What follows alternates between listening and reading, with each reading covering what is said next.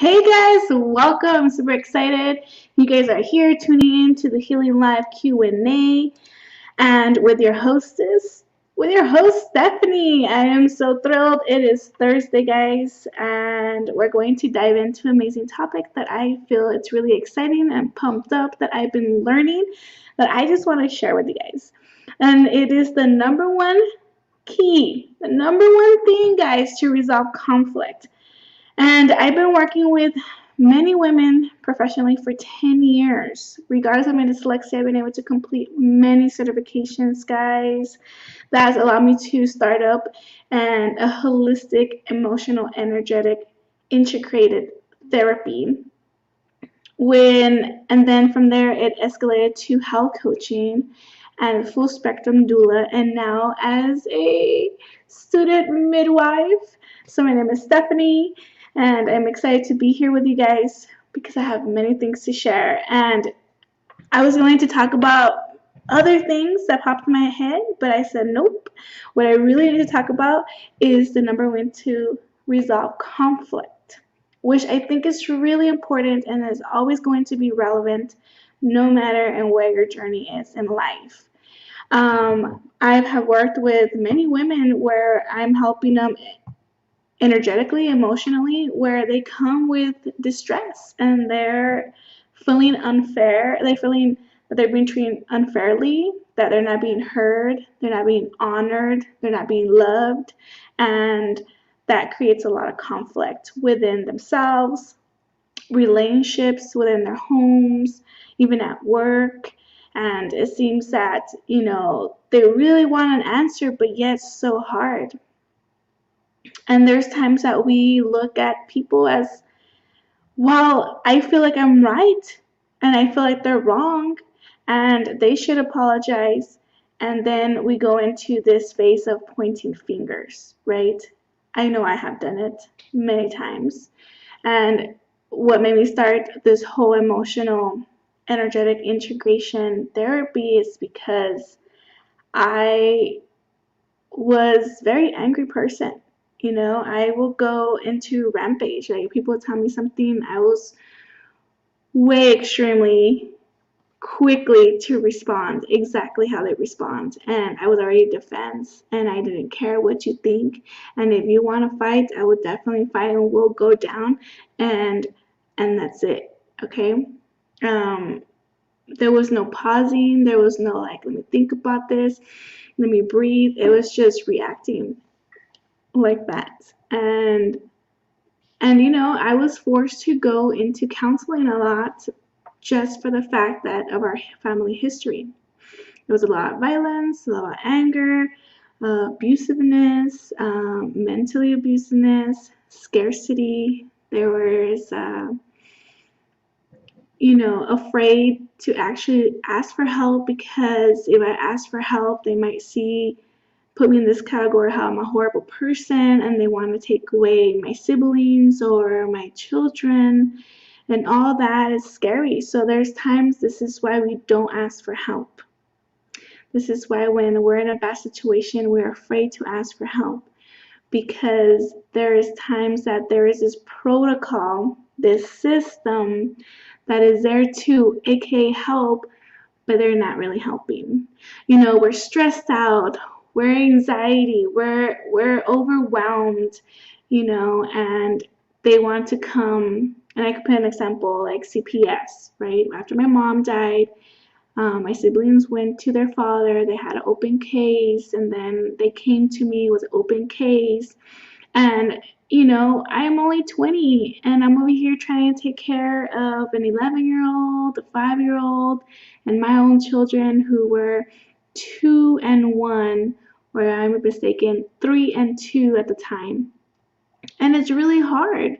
It's really hard, and I'm trying to balance life and trying to see how we're going to pay bills, and am I going to work or not work? Am I going to take care of the kids? Am I going to go to school? And all the things that I need to do, balance bills and payments. And that is something that my mom used to do and not me. And I felt overwhelmed. And obviously I would make some mistakes and it will go wrong. However, here comes CPS, I'm going to get my siblings, and they put this whole long regulation. And so you sometimes don't know if they're actually here to help you or they're just what, and it'll go on and on and on, how, it's really hard to do this stuff, right?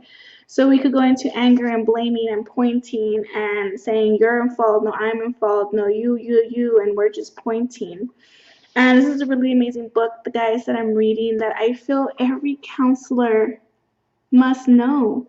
And if they did read it, they need to read it at least every 6 months or something, because I've gone through a lot of counseling and therapy, and of course we have to, it's not just like, okay, I'm just going to teach you this, period. Like, we have to customize it. We have to navigate where they're at and help them into that navigation, right, in that path. However, this is really important. And one of the things is that the main issue, guys, that why we have so much conflict is because we're so much in defense that we're not seeing the other individual, as a person, as a soul. We're seeing them as superficial.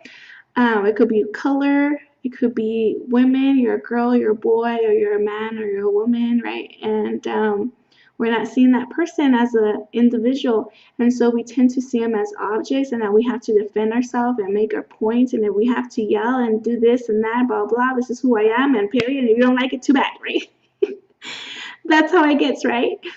And or we go into where we put stuff on social media, or we go share what we're feeling on distress with other people, and we try to create our own tribe so we could get confirmation, bias confirmation. Okay, so that is what happens. And we only have like max 10 minutes to discuss this, guys, and we're already in 7 minutes. And again, there's always processes to go to this step. However, I think this is a really amazing book if you feel like you really need some extra support, because it goes from a series of things to get to a certain level to be able to handle life and be good and sometimes see people as people. There's a series of things that sometimes we have to go through to get that level. So if you feel like you're in the right place, that you have done some healing, have released some tension, have been able to see this knotted trauma or ball of energy and able to bring it to awareness, and from there you know how to handle it and navigate it, then I definitely recommend buying this. Now I'm going to teach every single client this when it's in the proper points, right, of my holistic emotional energetic integration therapy. I really think it's really important. And so what is the number one key, guys? It is seeing the individual as a person, not as an object. And by doing that, how can we do that? Is having a peaceful heart. And I could go on because we have to explain a little bit more further to understand, like, what do you mean, right? And to have a simple heart is, for example, I'm getting upset with my child. I'm like, do the dishes, do the dishes, do the dishes. And sometimes you have to repeat it out because it's like, they're like, yeah, I'm going to do it. And then they get distracted. And, you could be like, hey, I really appreciate if you could do the dishes, and have some techniques of how to do positive parenting there. And you do it, and then work on what could work positively so you could get that done. Versus, this is the third time I've told you to do the damn dishes and you're not doing it. Give me your phone and blah, blah, blah, whatever, right? Because I've done that. I'm not going to lie. Get upset. Slam things. Because all I knew was anger. All I knew was yelling. That's how I grew up. So it was a lot of things I had to unlearn to make things go right in a positive way versus doing what is, because you're acting a certain way, you have a heavy heart and you're acting with that heavy heart, that all you're going to get back is that heavy heart back. And it's just going to create conflict. So we could go on. Obviously, this is more to discuss because they're series, right? But this is the best way I could explain. And I hope that makes sense, guys. And so the number one thing is to have a peaceful heart and focusing on the right thing to get a positive response and outcome. And if you guys want to discuss more and talk more privately, we could definitely do that because this is a big topic to shrunk in 10 minutes.